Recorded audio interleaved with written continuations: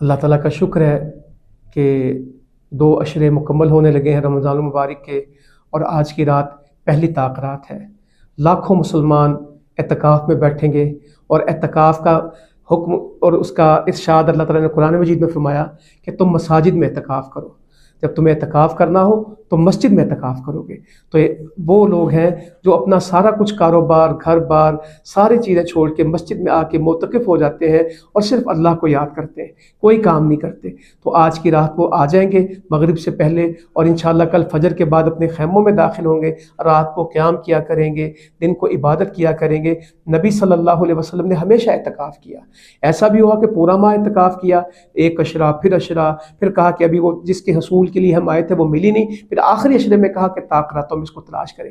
تو اعتکاف کا بنیادی مقصد یہ ہے کہ ہم لیلۃ القدر کو تلاش کریں۔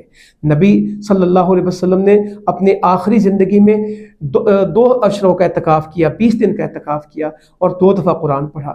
یہ بڑا عظیم عمل ہے اعتکاف کا۔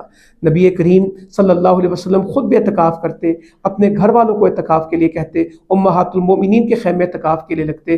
نبی صلی اللہ علیہ وسلم اس عشرے سے پہلے اپنی کمر کو کس لیتے، عبادت کے لیے تیار ہو جاتے، خود جاگتے، اپنے گھر والوں کو جگاتے اور کمر بستہ ہو جاتے، بڑی محنت کرتے۔ اماں جی عائشہ رضی اللہ عنہ فرماتی ہیں جتنی محنت اس عشرے میں کرتے تھے عام دنوں میں کسی اور میں اتنی مشقت نہیں کرتے تھے۔ تو اللہ تعالیٰ ہمیں توفیق عطا فرمائے کہ ہم بھی ان راتوں میں، ان دنوں میں، ان آخری عشرے کو سے مستفید ہو جائیں